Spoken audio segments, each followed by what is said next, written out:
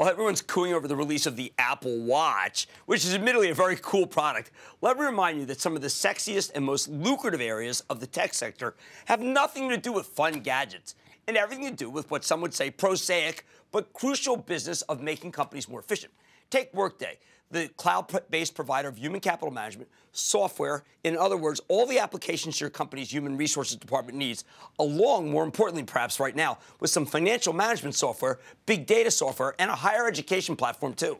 This is yet another way in which the cloud is revolutionizing the way we do business, as Workday's been aggressively taking share from old-school software companies with its less expensive cloud offerings that are a lot easier to understand, frankly. Now, just about 2 weeks ago, Workday held its Analyst Day, but the market's reaction was muted. The stock's been flat ever since. Is this the opportunity to nail the next leg higher? Let's take a closer look with Anil Bushri. He's the co-founder and CEO of Workday. Find out what the future holds for his company. Mr. Bushri, welcome back to Mad Money.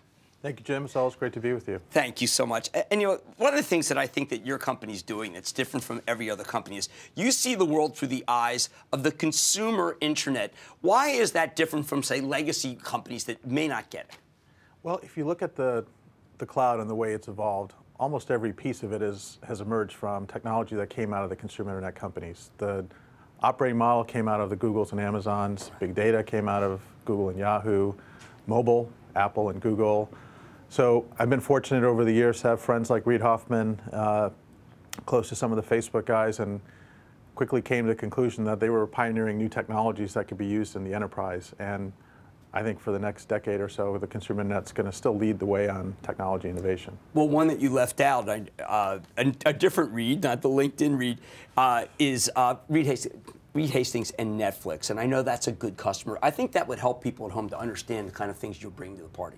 Sure. So for Netflix, we actually run all of their HR and finance. And if you think about those two systems together, for a non-manufacturing company, that really is your ERP solution. So everything related to managing their employees, paying their employees, on the accounting side, closing the books. People who usually use our systems can close the books much faster. They see cost savings, much better analytics reporting. But in general, we are now the modern version of HR and finance systems that used to be on systems that you built yourself 15, 20 years ago. People should understand that when you see companies that report a good sales line, but they don't make a lot of money in the bottom line, it's entirely possible it's because they're spending too much money on things that you come in and save money for. In a typical 5-year time horizon, we'll save a company about 50% of what they had been spending on their legacy systems. So you seem to play a big role with companies that do mergers. I know you did a great thing about MGM Resorts. They bring two together, and there was chaos when two companies get together. And you restore the way it was? Well, you know, in many ways, change is our friend. Okay. If there's a change, whether it's an upgrade or a merger or a divestiture, they look at their existing systems and scratch their heads as to how they're going to get from here to there. It's a good time for Workday to come in and show them a way that we can bring two companies together. We can help in a divestiture. We can allow them to pass on a costly upgrade and just move into the future with Workday. So our architecture was really built to support change. It's very easy to do organizational overhauls. You can do it in a matter of minutes. In the old technology, it might take you weeks or months to get that done. Right, so when Smith Barney merges with Morgan Stanley, which were two very different cultures, two very different systems, they bring in Workday to try to figure out how to be able to do human capital management?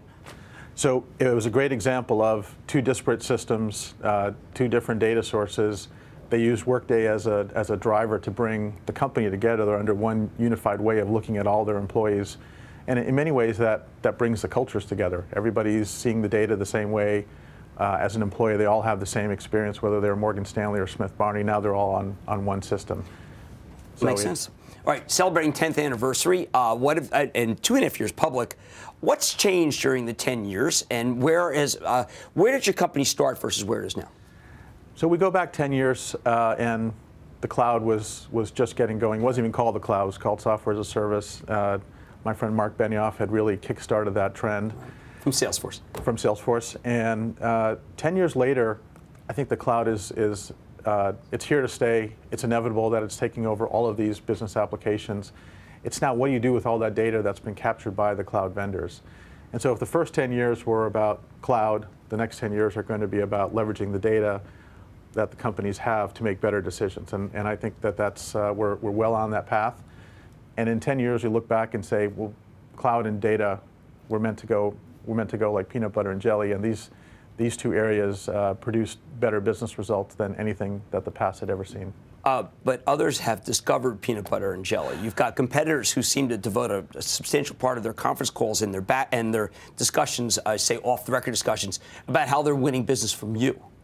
Yeah, I think the analysts should dig into the facts about what business is really being won and whether it's a true core HR or core financials win or just a point solution from one of the companies that the legacy vendors acquired. And the truth is in the data, and if the analysts dig in, I think they'll find out that that's not the case. I think empirically your growth, which has been extraordinary, would demonstrate that as a fact. I want to thank Anil Bushri. He's the co-founder and CEO of Workday, one of the fastest growing companies that I follow, Mad Money.